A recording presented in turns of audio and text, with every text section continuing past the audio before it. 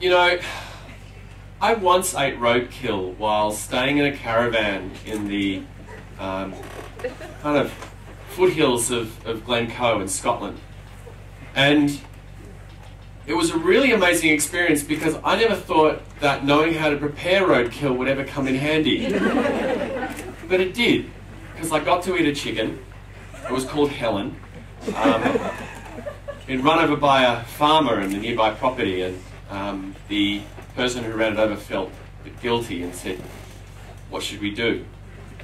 Maybe we should bury it. I said, "That's okay. I've got a can of soup. I'd love some chicken to go with it."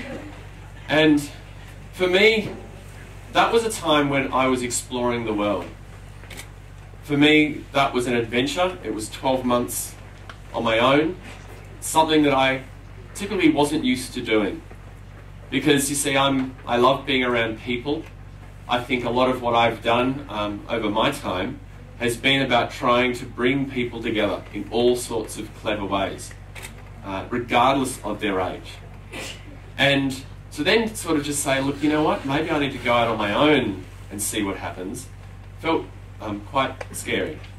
And I think for me, what I rediscovered through those travels, through all the hills and the mountains that I climbed, was that the journey was so important. It wasn't about the destination, and that, you know, travel is potentially the best teacher you'll ever have. You don't need to spend all that money on some sort of education and hope that I can get it from just listening to words and reading books. You have to get out and see it for yourself. And for me, it started a process where I realized that, and I've only realized it recently, that choice is an illusion. Very often we are presented with choices in life where it's this or it's this. And we go, well, maybe I don't like that, so it has to be this. The thing that I've learned is that, you know what? It's neither. Look for another choice. There's another choice that you haven't found yet. There's an opportunity to go, you know what if it's neither? What if it's something else? I need to bring another piece into there that's going to open up choice.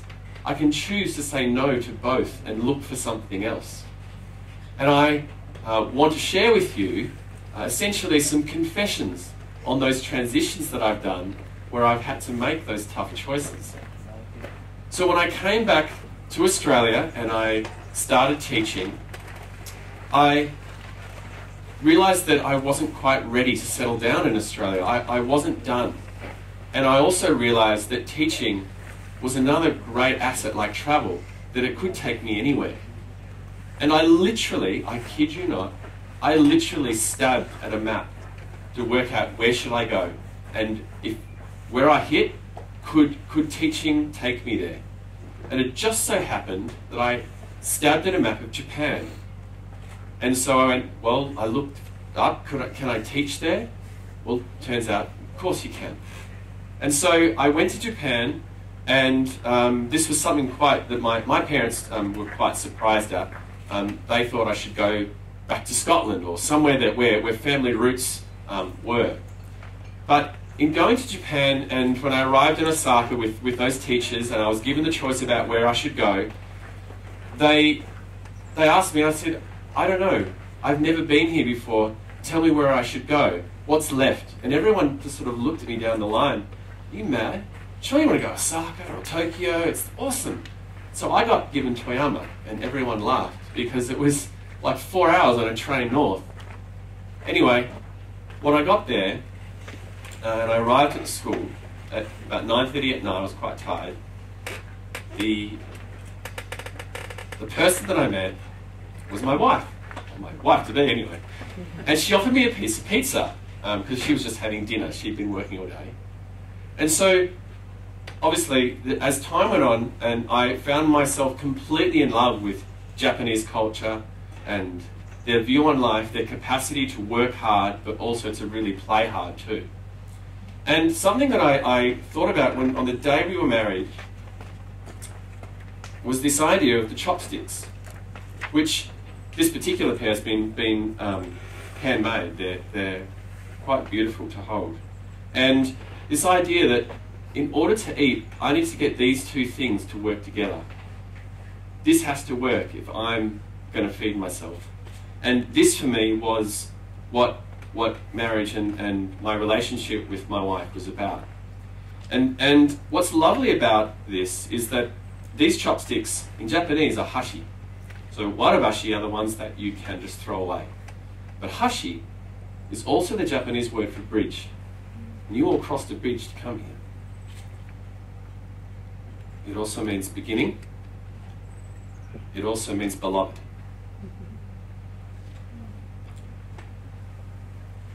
You know, I once drew a massive swastika in the classroom of a violent school in London to provoke my students. Well, of course it worked. It was a violent school. I was completely on the edge. I didn't know what was going to happen then, but I realized that what they were being given was not good enough. And so what I did in drawing that swastika on that board, and immediately the students said, "That's it, you're gone, you're done. You can't do that here. So tell me why." Anyway, they began to tell me why. Okay, that's interesting, I'll put that up. And then some of the really big boys at the back, I said to them, "Could you please stand up?" And they thought they were in trouble. I said, "No, you're not in trouble. I'm actually going to give you something. What I want you to do, for the next person that speaks, I want you to go and punch them." Now, I was completely on the edge at this point. But you can imagine what happened, right? The whole room went deadly quiet. And they walked up and down the classroom, egging people on. You know, speak, and you'll get hit. I said, "Guess what, guys?" After this kind of went on, and students literally looked at me in horror, said, "You're my brown shirts. You're going to, like, keep this place in order." Well, of course, things got out of hand because no one wanted to talk. And the girls at the front were going, "You're mad. Like, this, you've got to stop this. This is not right." I said, okay, right, boys, sit down.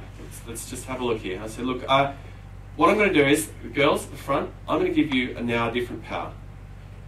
If you believe these boys are out of line and they're out of control, I'm going to give you the power to expel them from this school." And of course, the boys went crazy. And I said, "You are going to be my SS. You are going to be the people that kind of inform and hold the system tight." Now, of course, the short story of this is that at the end of that lesson, you know, I never asked them to write down anything. They'd gone through a system forcing them to copy and write, question, answer. And at the end of that lesson, they were taking notes. They were writing things down.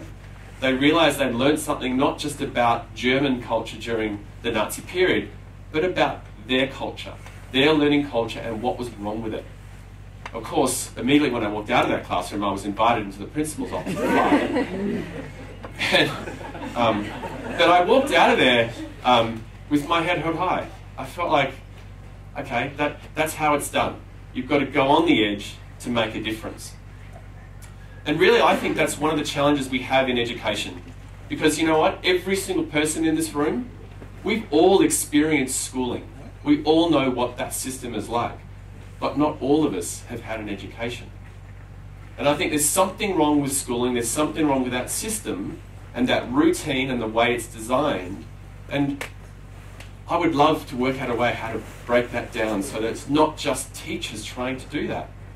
Because teachers literally are often like these hedgehogs, like curled in a ball going, "Just please, like, I can't take this anymore." And you know what? I've also seen a lot of teenage kids that are probably like some of your kids, who are curled up in a ball going, "I can't take this anymore." And it's heartbreaking. Because really, you know, every school has a learning culture, and the work that we do, the teachers do, and the work that I do these days is about trying to understand that culture. Because it's not about that subject, it's not about that class, it's actually about understanding how are we going to work together? How are we going to help and support each other to learn really well? And for me, one of those ways to do that is to start to redefine that system away from talking about English and maths and science and the things that we know of what are called literacy and numeracy, which obviously are not English and maths. There is so much more to that. Literacy and numeracy are about that ability to decode something and then recode it and understand how we put it all back together. Education is also not about memory. Schooling is that rote learning system that you all had where it was learn this and cough it back up. What it's really about, and what I've learned it's about, is more about making things memorable. Because we've all got things in our life that were memorable, and there were certain things that worked in order for them to be so. So how do we make more of that happen for young people? Because many of them, not just here in Australia, but in other countries, where in the UK I couldn't get them to shut up, and in Japan I couldn't get them to speak up. They've all got that challenge in those systems. They are all the same.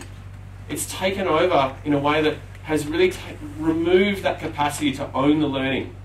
And so a lot of the work I did then running a city campus program for Year 9 students was about trying to re-empower them and start by building trust and relationships. And relationships in many ways has become a dirty word in education.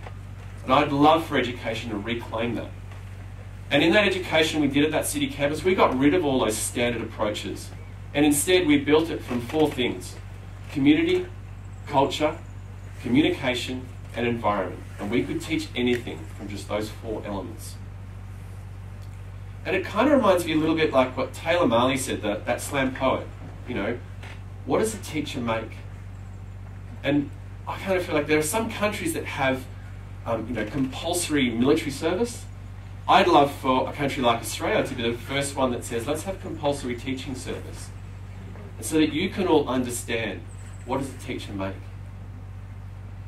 Of course, when teachers give so much themselves, as I was doing, you are so concerned with what's going on there, you forget what's going on here. And I got quite sick, I got pleurisy, and I had to let it go.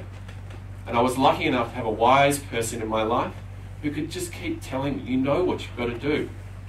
And they just kept saying, you know what you've got to do, you know what you've got to do. I've got to let go. So I did. I once ran a festival that brought in about 2,000 people to the State Library Victoria that was never actually approved. Sorry. And one of those things that kind of how that came about was this opportunity I had there where there were really no rules then.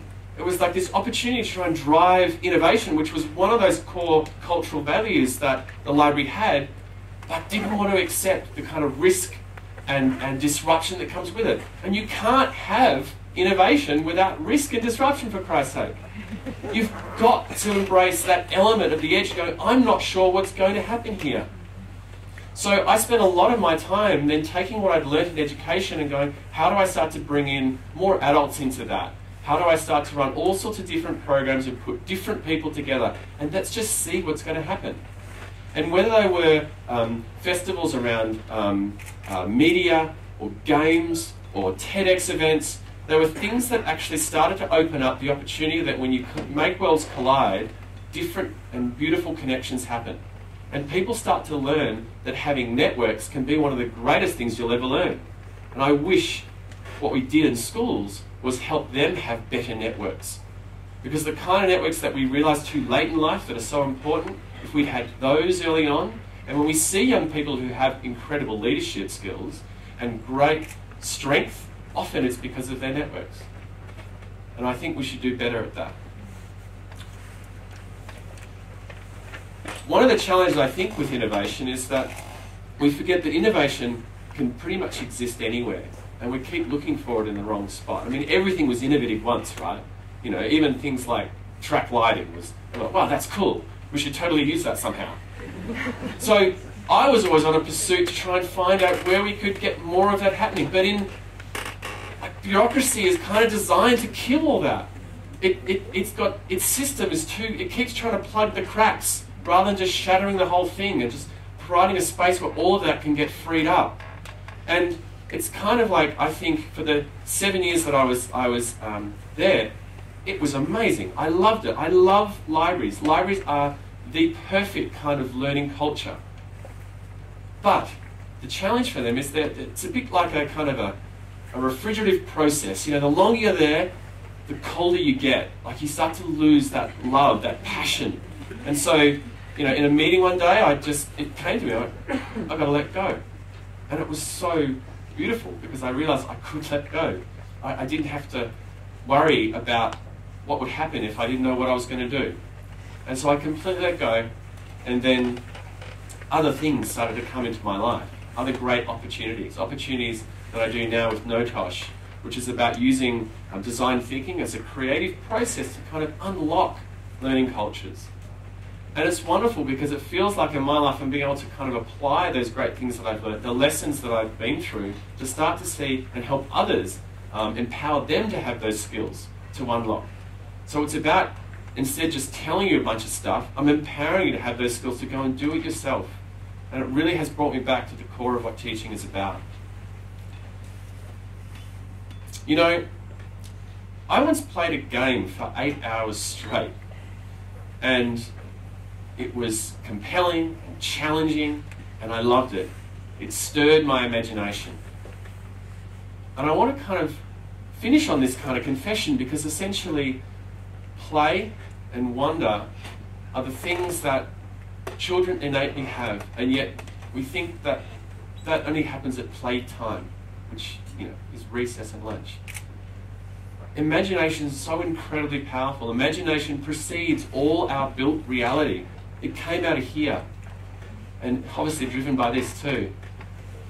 I would love for us to do more with imagination in how children learn, and sometimes it's for us to rediscover ourselves. And one of the things that one of my favourite words I've often used is the word sagacity. And sagacity is the intelligent and creative application acquired from years of learning and experience. We're all pretty wise. We just need to apply it in a different way. And one of the other things that I hope we hold on to with our imagination is that ability to be disruptive, to take some risks. You know, one of my favourite books I read recently was called Orbiting the Giant Hairball by Gordon Mackenzie. And my favourite line in that book, when he talks about the sweet dividends of prudent ingenuity. It didn't take much, it just took a slight shift to move, and we were all able to go and do something different. It surprised people, it got people thinking differently, it got people learning differently. And I think the more that we can start to bring in those diverse and disruptive elements into our lives, we'll start to realise that actually it's not that hard. We've all heard those stories. We all know that it's possible. Don't go looking for that thing, just open your mind up and be open to whatever comes in. Because it will be that one little thing that surprises you, that you go, you know what, that just might work. You know, I once helped run Do lectures,